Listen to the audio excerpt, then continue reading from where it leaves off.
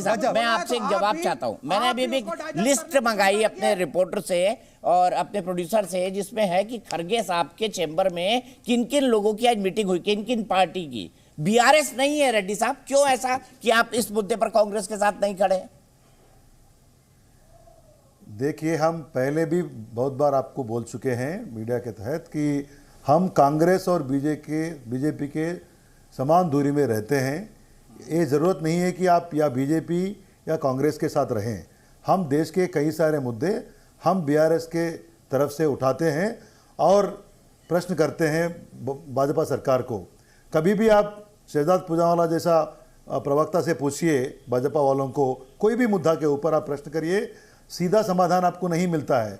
वो घुमा के फिरा के 1940 में जाएगा, हिस्ट्री में जाएगा, इतिहास ज़्यादा, वर्तमान में कम, भविष्य की कोई चिंता नहीं है इन लोगों को।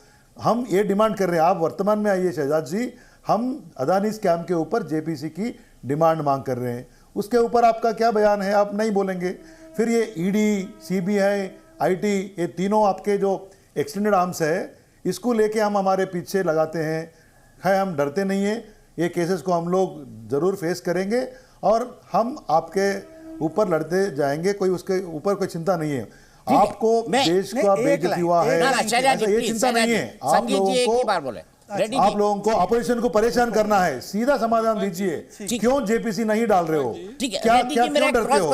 अदानी को इतना, अदानी के पीछे प्रधानी है और प्रधानी का जो है सभी अपोजिशन की पार्टी को अपने अपने राज्य में जो मजबूत है, जो बीजेपी के खिलाफ है, उसको कांग्रेस के साथ आकर अलायंस बनाना चाहिए। क्या आप लोकसभा चुनाव में कांग्रेस के साथ आकर कोई अलायंस बनाएंगे?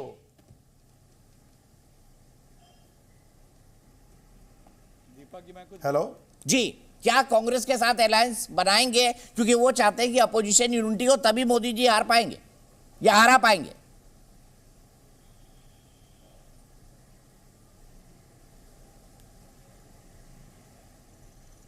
रेड्डी जी, मैं आपसे पूछ रहा हूं ये सवाल। हाँ, फिर एक बार मैं I am not able to get you, मतलब आपको आवाज नहीं आया। क्या लोकसभा चुनाव, कांग्रेस कह रही है कि अगर नरेंद्र मोदी को हराना है तो सभी विपक्षी पार्टी, जिसमें बीआरएस भी शामिल है, एकजुट होना पड़ेगा, या एक अपोजिशन यूनिटी होनी चाहिए, तभी नरेंद्र मोदी हार पाएंगे। तो क्या बीआरएस कांग्रेस का साथ देगी इस मसले पर? देखिए, उसके लिए बहुत टाइम है। मैं पहले ही बोल चुका हूं, हम ये दोनों पार्टियों से समान दूरी में रहते हैं और बीआरएस के सामने अपना एक एजेंडा है और देश का जो विकास और संक्षेम का एजेंडा हमारे सामने है। हम देश में लोगों के बीच में जाएंगे, हमारे जो है एजेंडा उसके सामने रखेंगे। हम चाहते हैं, हमारे जो आदरणीय मुख्यमंत्री जी केसीआर जी चाहते हैं, ये जो मुद्दा है विकास के, ये जो बीजेपी के फेल्यूर्स है और इन लोगों का ऑटोक्रेटिक रूल है, इसके बारे में चर्चा होना चाहिए देश में। ये कांग्रेस और बीजेपी की लड़ाई नहीं है और इसमें हम नहीं जाना चाहते हैं। ये दो पार्टीज देश को बर्बाद किए हैं। पहले कांग्रेस किए हैं, अभी नरेंद्र मोदी सरकार ने देश को बर्बाद कर रहे हैं। हम सभी लोग, जो मुद्दा हमारे सामने है, हम जानते हैं। हम बीआरएस के तरफ से जो लाइक माइंडेड पार्टीज है, सबको साथ में लेके जाएंगे। असली विकास और असली संक्षेम, इसके लिए प्रत्याम्नाय एजेंडा हम बनाएंगे और इसको लेके लोगों के बीच में जाना चाहते हैं। सीधे संगीत रागी जी के पास चलता हूं। संगीत रागी जी, मेरा सीधा सवाल, चर्चा हर रोज ये लड़ाई जारी रहेगा, इससे कुछ होने वाला नहीं है। मेरा सीधा सवाल आपसे, और सवाल ये कि क्या अपोजिशन यूनिटी आपको दिखाई देती है 2024 में? देखिए, मुझे लगता है कि दो खेमे बनेंगे अपोजिशन के। एक जिसका नेतृत्व ममता बनर्जी करेंगी और दूसरा जो खेमा होगा उसका नेतृत्व संभवतः राहुल गांधी करेंगे।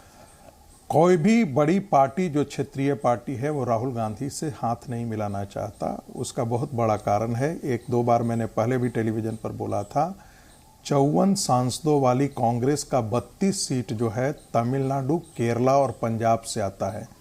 पंजाब में आज के दिन में वो 0/सन्नाटा है। तो ऐसी स्थिति में कांग्रेस आने वाले दिनों में 54 सीटें नहीं ला पाएगी, उससे कम लाएगी।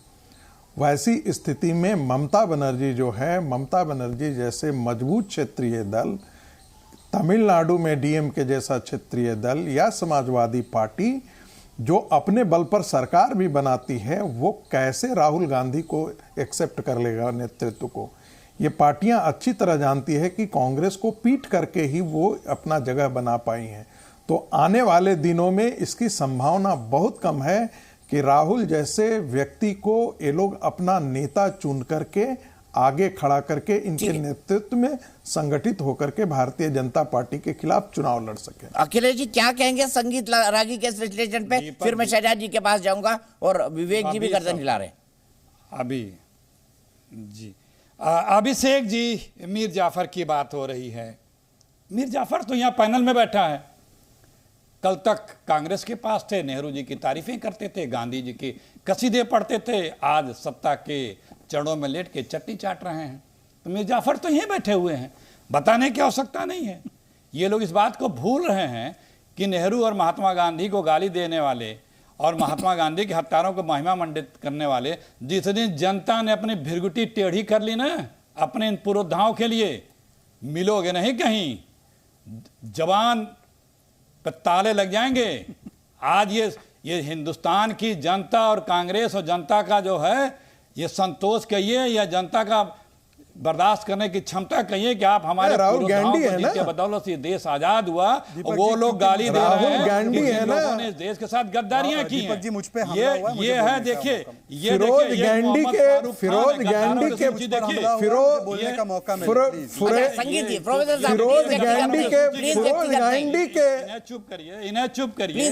अखिलेश जी, दीपक जी अब कायदे से बोलने की बारी मेरी होनी चाहिए। मिर्जाफर मियां जरा ये देखो, ये है मोहम्मद फारूक खान, ये है मोहम्मद फारूक खान, हरकत उल मुजाहिदीन के आतंकी हैं। बीजेपी ने इन्हें श्रीनगर से टिकट दिया था। 50 नाम अभी बताऊंगा देश के आतंकियों और ISI एजेंटों का। ये है तालिब हुसैन शाह, ये भी कश्मीर से बीजेपी के बड़े नेता हैं। गृह मंत्री जी के साथ इनकी फोटो है, IT सेल के पदाधिकारी थे कश्मीर में। ये है निरंजन होजाई, आसाम के हैं, ये भी आतंकियों से संबंधित तमाम चीजें इनकी भी सार्वजनिक है। दीपक शस्त्र आपूर्ति कर ये बनारस मारक हैं, घर में विस्फोटक रखने और वेश्यालय चलाने वाले बीजेपी के आपने पूरी फेरिस्त गिरा दी। और सुनिए, फेरिस्त गिरा दी। अखिलेश जी रुकना पड़ेगा। अखिलेश जी समझिए ना सर, कन्याकुमारी के गर्दन नहीं, अभी और गद्दारों की सूची बड़ी लंबी है। गद्दारों की सूची बहुत लंबी है। भाजपा अगले एपिसोड में और अगली बात करिएगा। वालों के सभी तर्क आप एक साथ रहेंगे, जनता समझ नहीं पाएगी।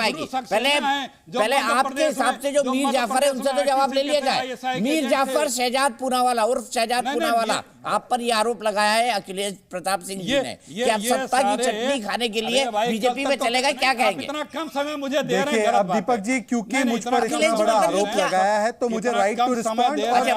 माफी चाहूंगा, आप ये डिबेट फिर से देख लीजिएगा अखिलेश जी। और मैंने जस्टिस किया कि नहीं, ये फैसला मैं जनता पे छोड़ता हूँ। शहजाद जी, इन्हें तो एक दीपक जी चुल्लू बिना पानी अपनी में आवाज डूब मरना चीखे चाहिए। चिल्लाए या भीख कल तक मांगे हुए इनका मुझे अपना ईमान राइट टू क्या है रिस्पॉन्ड आपको कि देना कल तक सुनिश्चित किसी करना नेहरू है। की तारीफ करते थे। दीपक जी, आप आपको नेहरू को सुनिश्चित गाली करना दे है। रहे हैं। अखिलेश जी बीच में नहीं, बीच में किस नहीं। ईमान के होंगे? इनका क्या दीन होगा, क्या ईमान दीपक होगा? जी, आपका आप जनता अखिलेश जी भली-भांति ये प्लीज, शो देख अखिलेश रही जी है। सिर्फ शहजाद मुझ जी पर हमला किया गया, अब आप आपकी जिम्मेदारी है मुझे आप मौका बड़े दे अखिलेश रिस्पॉन्ड जी, करने। बड़प्पन दिखाइए किस ईमान शहजाद का पूनावाला व्यक्ति जी। होगा? आप इसी से अंदाजा लगा लीजिए। मैं जब तक मुझे अपना मौका उसी तरीके से नहीं मिलेगा जैसे जैसे मैंने उनको दिया, तब तक मैं नहीं बोलूंगा। आपका शो है, आप देखिए। तारीफें करते थे। ठीक है अखिलेश जी, अखिलेश जी, अखिलेश जी बस सुन बहुत लीजिए। है, शहजाद इतना पूनावाला, बहुत है तुम्हारे लिए। कल तक कांग्रेस की तारीफें करते थे। दीपक जी, आप गाली तय दे रहे करें, हो, आपका शर्म आनी PCR चाहिए। भी तय करे। अच्छा अच्छा मेरी अखिलेश जी, ऐसा ऑडियंस ना और मेरी करिए जनता प्लीज। देख रही है आप क्या बहुत चल रहा है। वरिष्ठ हैं, आप बहुत वरिष्ठ हैं अखिलेश जी। सालों से हम भाई, डिबेट मैं में बैठ रहे मैं तो हैं। एक शहजाद जी को वाजिब बोलने बात दीजिए कर प्लीज। रहा हूं। आप कह चुके हैं, दीपक जी, अब आप रिपीट किसी कर रहे के हैं। इतने शहजाद लाचार जी, नहीं है, टेक्नोलॉजी भी है हमारे पास। एक एक की बात आ जाए समानता से, ये टेक्नोलॉजी भी है। हम किसी कांग्रेस के लाचारी में नहीं है। पर आप तय कीजिए, कांग्रेस और कांग्रेस के नेताओं आप तय कीजिए। जितना उनको बुलवाना है, जितना उनको मौका देना है, वो मुझे गाली भी दे, फिर वो मुझे बोलने भी ना दे। देश की जनता, जी की जनता देख रही है। जितना विलंब होगा मेरी बातों में, उतना जी की जनता देख रही है। कल तक जब तक PCR इसमें हस्तक्षेप नहीं करेगा, मैं कुछ नहीं बोलूंगा। जब तक वो बोलते रहेंगे, तब तक मेरा गोदी समय में बैठ करके गांधी जी को, नेहरू जी को और बुलवाइए। कांग्रेस के नेताओं को कोस रहे हो। अच्छा अखिलेश जी, शर्म नहीं है आप क्या शांत हो जाइए, तुम्हें? आप थोड़ी सी तो शांत हो शर्म होनी जाइए। चाहिए। जी